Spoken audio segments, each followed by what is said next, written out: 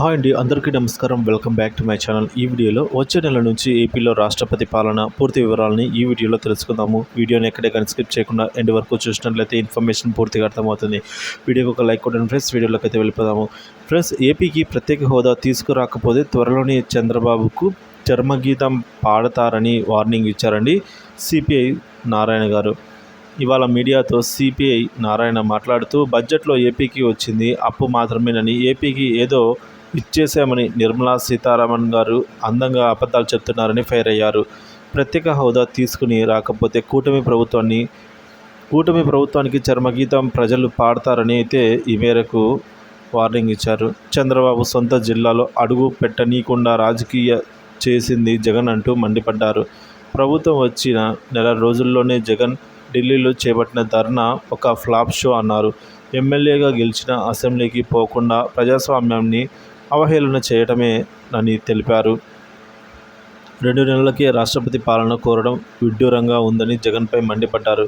ఎన్నికల కమిషన్ సైతం ఈవీఎంలను ట్యాంపరింగ్ చేసిందనే అనుమానం, విమర్శనలు ఉన్నాయని అన్నారు సిపిఐ నారాయణ గారు.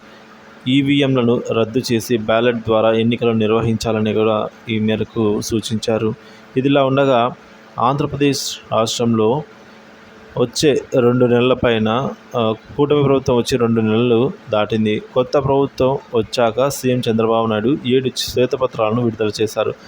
రాష్ట్రంలో ఆర్థిక పరిస్థితి అనేది ఎంత మాత్రం బాగోలేదని, గత ప్రభుత్వం అప్పులకు కుప్పలుగా మిగిలించి వెళ్ళిందని చెప్పుకుంటూ వస్తున్నారు. అయితే వైసీపీ మాత్రం తమ నేతలపై జరుగుతున్న దాడులను ప్రజలకు గుచ్చి చెబుతూ వస్తోంది. ఎన్నికల తర్వాత ప్రజల ముందుకు అడపా వచ్చిన జగన్ ఇప్పుడు జనంలోకి వచ్చి మీడియా ప్రశ్నలకైతే జవాబు ఇస్తూ ఉన్నారు. ఓవైపు తమ పార్టీ నేతలతో సమావేశాల్లో పాల్గొంటూనే ప్రజలకు చేరువయ్యేందుకు జగన్ చూస్తూ ఉన్నారు. ఇప్పటికైతే మాజీ సీఎం జగన్ను దిగువ మధ్యతరగతి ప్రజలు చాలా మిస్ అవుతున్నారట.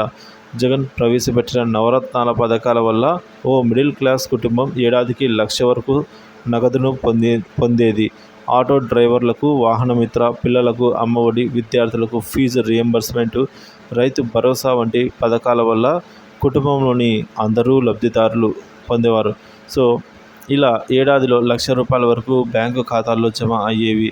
కొత్త సర్కారు వచ్చాక ఏ పథకం ద్వారా కూడా నగదు పడలేదని జనాలు బోరుమంటున్నారు.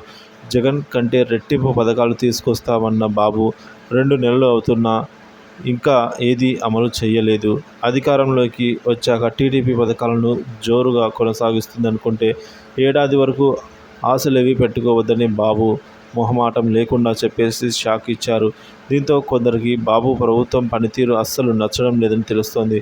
మాజీ సీఎం జగన్ చేసిన అప్పుల వల్ల తానేమీ చేయలేకపోతున్నానని టీడీపీ పెద్దలు చెప్పకనే చెప్పేశారు. అవన్నీ జనాలకు మింగుడు పడడం లేదు.